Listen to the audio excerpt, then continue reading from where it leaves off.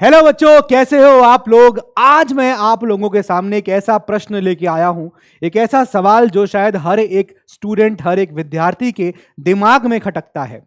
चाहे दिन हो या रात हो, वो इस प्रश्न से जरूर उलझता है।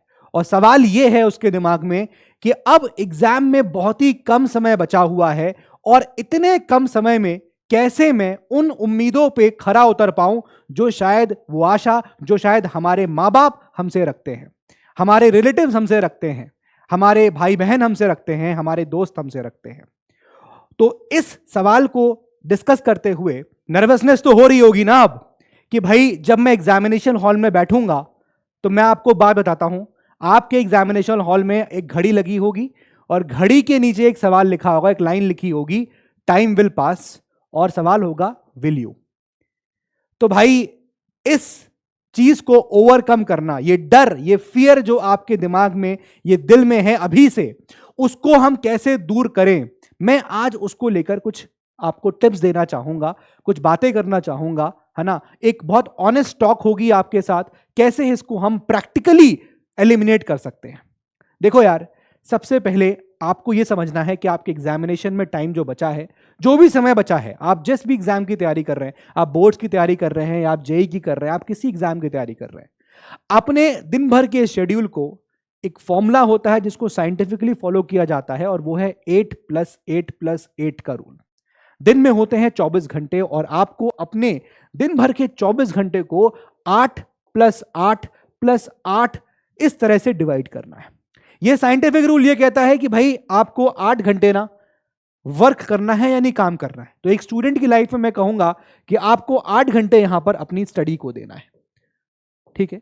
फिर उसके बाद यह रूल कहता है कि 8 घंटे आपको लेजर एक्टिविटी करनी है, लेकिन मैं कहूंगा कि स्टूडेंट अपनी इस लेजर एक्टिविटी को रिड्यूस करना चाहिए, कर देना चाहिए। और बाकी 8 घंटे जो है उसमें कहता है कि आपको सोना चाहिए, स्लीप। तो ये तो आप एज इट इज फॉलो करिए और इसको आप 8 घंटे की स्टडीज तो करिए, लेकिन यहां से जो 8 घंटे आपके लेजर में आप जो बिता रहे हो, उसमें आपको यहां पर कम से कम 4 घंटे की कटौती करनी चाहिए, क्योंकि अब समय कम बचा हुआ है। अब आपके पास मार्जिन नहीं है कि ठीक है कर लेंगे, कल से शुरू कर लेंगे, कल से स्टार्ट कर लेंगे, नहीं। You have to start one day. देखो यार, it has to be one day और it has to be day one. तो आप वो डे वन कब बना रहे हैं वो आपको डिसाइड करना है। जितने जल्दी आप डे वन कर देंगे उतनी जल्दी आप प्रिपरेशन स्टार्ट करेंगे, वरना ही समझ लो आप वन डे करते करते 1 महीना और बिता देंगे और फिर ये जो प्रेशर है ना वो और ज्यादा हो जाएगा। इसीलिए ये प्रेशर आप फील ना करो, अपने लाइफ को, अपने जो भी आप स्टडीज कर रहे हैं उसको बैलेंस करो, लाइफ को बैलेंस करो और कोशिश करो कि आप इस तरह के फॉर्मूला में इसको ब्रेक करें। बहुत सिंपल है, लगता है वैसे बच्चे शिकायत करते हैं सर टाइम नहीं मिलता है। भाई टाइम के लिए ना, इसीलिए बोल रहा हूं, ये फॉर्मूला आप कहीं ना कहीं अप्लाई कर सकते हो, इसको भी आप कम कर सकते हो। बच्चे कहेंगे सर स्कूल जाते हैं, अरे भाई स्कूल जाते हो तो यहां पर 8 की जगह 6 घंटा सोने लग जाओ, 2 घंटा यहां से निकाल लो, 4 घंटा तुम यहां से निकाल लो, तुम्हारे पास 6 घंटा एक्स्ट्रा हो रहे हैं। वो 6 घंटा मान के चलो तुम स्कूल जा रहे हो, है कि नहीं। तो प्रैक्टिकली अगर आप स्कूल नहीं जा रहे हैं, आप ड्रॉपर के बच्चे हैं, तो आपके पास तो पूरा तरीका है इसको फॉलो करने का। लेकिन आप स्कूल भी जा रहे हैं, अगर आप स्कूल गोइंग है, उसके बाद भी आपको 8 घंटे की पढ़ाई और उसके अलावा 6 घंटे का स्कूल और प्रॉपर आप 6 घंटे की नींद ले सकते हैं।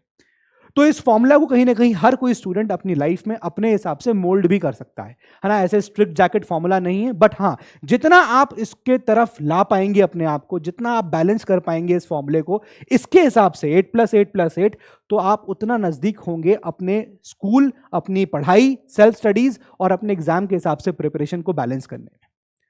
अब ये सब चीजें कैसे पॉसिबल होंगी?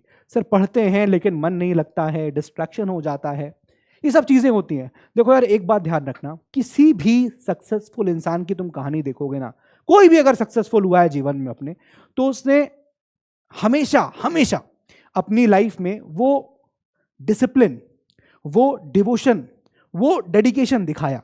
समझ रहे हो मतलब क्या? डिवोशन जैसे होता नहीं है कि रिलीजन, किसी धर्म के लिए भक्ति होती है, भक्त। तो आपको पढ़ाई के लिए, आपको किताबों के लिए भक्त बन जाना है। और भक्ति मतलब क्या होता है? आंख बंद करके आप भक्त हैं, डिवोटेड हैं, आप सवाल नहीं पूछ रहे हैं, फिर आप बस लीन हैं पढ़ने में। तो डिवोशन दिखाना है, डेडिकेशन दिखाना है, आपके अंदर वो विल पावर होनी चाहिए कि भाई वो कर सकता है तो मैं क्यों नहीं कर सकता। हमेशा ध्यान रखना, हमेशा ये जो फॉर्मूला है ना, आपको लाइफ में हमेशा ये काम देगा, ट्रिपल डी फॉर्मूला। या 3D formula.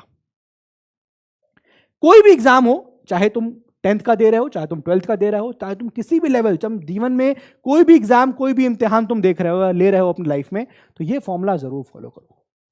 Devotion, dedication, dedication, and सबसे इंपॉर्टेंट चीज जो है डिसिप्लिन।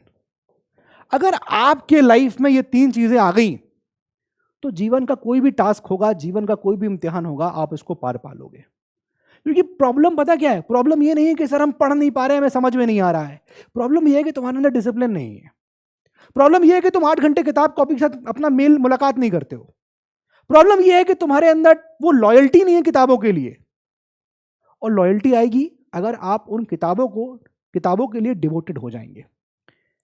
समझ रहे हो? भक्ति आपके अंदर आ जाएगी ना, भक्त हो जाओगे एकदम, तो वो डिवोटेड चीज आप अपने अंदर ढूंढ पाओगे। इसको फॉलो करना ही करना है। आई होप ये बात समझ में आ रही है आपको।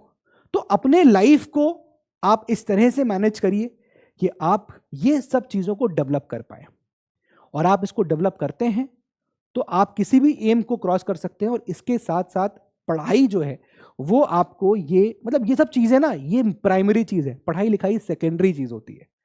ये अटेन कर लो एक बार, ये तो पढ़ाई ऑटोमेटिक हो जाएगी। किसी एक रैंक 1 और एक फेलियर या एक मीडियोकर के बीच में डिफरेंस देखोगे ना, तो कोई लड़का मीडियोकर इसलिए है क्योंकि वो उतना डिसिप्लिन नहीं था, और कोई रैंक 1 इसलिए है क्योंकि वो डेडिकेटेड, डिवोटेड और डिसिप्लिन तीनों था।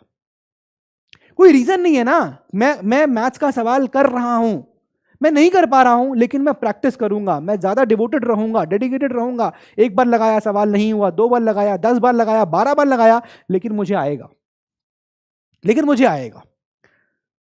समझ रहे हो बात को?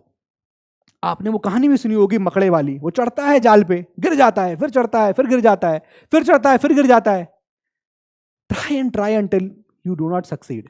और जब तक आप कोशिश कर रहे हो, वो एक इंडिकेशन है आपके पॉजिटिव आपकी थॉट्स को दिखाता है कि हाँ आप पॉजिटिव सोच रहे हो। डोंट थिंक कि आप फेल हो गए, नहीं हुआ मुझसे, डोंट वरी, फेल हो गए कोई बात नहीं, फिर से ट्राई करो, और रो मत कि अरे भैया सर नहीं हो रहा है, मुझसे नहीं हो पाएगा जेई, मुझसे नहीं हो पाएगा 10th, मैं 10th में क्या करूंगा, नंबर नहीं आएंगे, पापा मुझे बहुत मारेंगे, डांटेंगे, 12th में नंबर नहीं आएंगे। रोना नहीं है, क्योंकि जो आप जिससे गुजर रहे हो ना, हर एक स्टूडेंट उससे गुजर रहा है। तो आपके लिए हर एक चीज प्रॉब्लम नहीं होनी चाहिए, रादर वो आपके लिए चैलेंज होना चाहिए। और अगर आप उसको चैलेंज समझ के लोगे तो आपको कभी प्रॉब्लम नहीं होगी।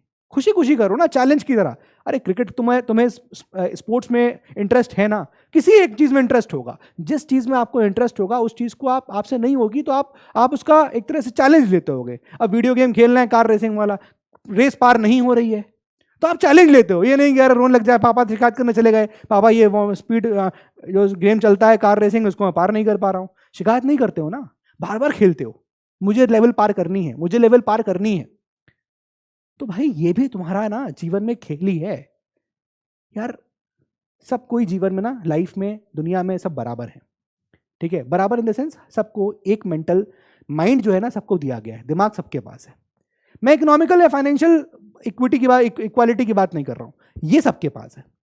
अब ये एक ऐसी चीज है, कौन इसे कितना खर्च कर रहा है, यही बस रैंक 1 और रैंक 100 या फेलियर में फर्क डालता है। ये बात समझ लीजिए आप। मानते हैं कुछ डिफरेंसेस आते हैं, लेकिन ये एक प्रायोरिटी, क्योंकि मैंने बहुत सारे केसेस देखे हैं जहां बहुत बहुत ज्यादा पैसे वाले लोग भी होते हैं, लेकिन फिर भी they are not that competent in studies. Reason, mind का एप्लीकेशन नहीं है, डिवोशन नहीं है, वो इंटरेस्ट नहीं है, वो चैलेंज नहीं है। सो डू नॉट क्राई कि भैया problem problem problem, everything should be a challenge. कुछ भी प्रॉब्लम नहीं होना चाहिए, ठीक है? और पीडब्ल्यू तो आपके लिए हमेशा आपके साथ है। टीचर्स डे अभी निकला है, टीचर्स डे पे पीडब्ल्यू ने आप लोगों के लिए बहुत सारे ऐसे अपॉर्चुनिटीज दिए, उन अपॉर्चुनिटीज को आप अवेल कर सकते हैं। बैचेस बहुत सारे लॉन्च हुए हैं, फास्ट ट्रैक बैचेस लॉन्च हुए हैं, आप स्टार्ट करिए नीचे से। उमंग 2.2 है फॉर क्लास 8, 9th में आपका नीफ फास्ट ट्रैक है, 10th का उड़ान फास्ट ट्रैक है, अर्जुना का आपका जेई और नीट का फास्ट ट्रैक है, लक्ष्य का जेई नीट का फास्ट ट्रैक है, प्रयास का फास्ट ट्रैक है, यकीन 4.0 बैच है, परिश्रम 2.0 बैच है। सारे बैचेस लॉन्च किए, आपके लिए लॉन्च किए। ताकि अभी भी आप स्टार्ट कर सकते हो। कभी आपको लग रहा है कि मैं लेट हूं, आप लेट नहीं हो। Everyone is running their own race, हर कोई अपनी रेस लड़ रहा है। बस अब आप अभी शुरू कर रहे हो तो फर्क इतना होगा कि आपका शायद मेहनत ज्यादा होगी, लेकिन आप लेट नहीं हो, ये बात ध्यान रखना। कभी भी ये फीलिंग मत लाओ भाई अब मैं तो गया, अब मुझसे नहीं होगा। नहीं, ऐसा नहीं है, ऐसा नहीं है, ठीक है ना।